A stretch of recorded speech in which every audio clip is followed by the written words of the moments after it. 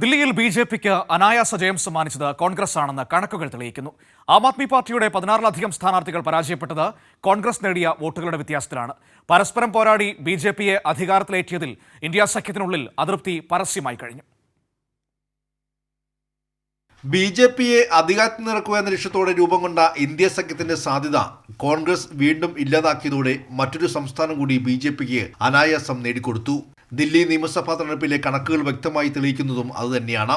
16-ലധികം നിയമസഭാ മണ്ഡലങ്ങളിൽ ആം ആദ്മി പരാജയപ്പെട്ടത് വെറും 3000 വോട്ടുകൾക്ക് താഴെ. അവിടെയെല്ലാം കോൺഗ്രസ് 5000-ലധികം വോട്ടുകൾ പിടിച്ചു. ഇതോടെ ബി.ജെ.പി നിസ്സാര വോട്ടുകൾക്ക് കടന്നുകയറി കേവല ഭൂരിപക്ഷത്തിലെത്തി. ന്യൂദില്ലിയിൽ അരവിന്ദ് കെജ്രിവാൾ പരാജയപ്പെട്ടത് 4089 വോട്ടുകൾക്കാണ്.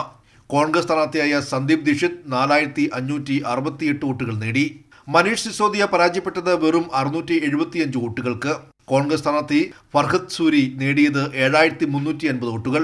മാൾവിയ നഗറിൽ 2131 വോട്ടുകൾക്കാണ് AAP നേതാവ് സോമനാഥ് ഭാരതി പരാജയപ്പെട്ടത്. കോൺഗ്രസിന്റെ ജിതേന്ദ്ര കുമാർ 6770 വോട്ടുകൾ നേടി.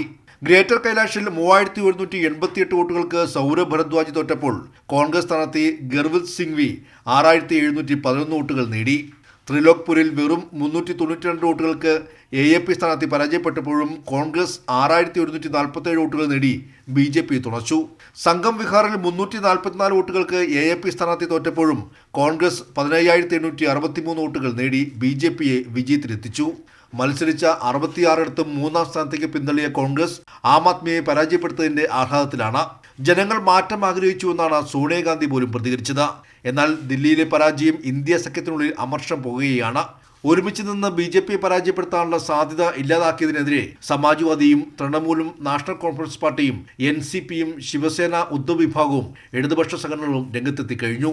കൈരളി ന്യൂസ്, ദില്ലി.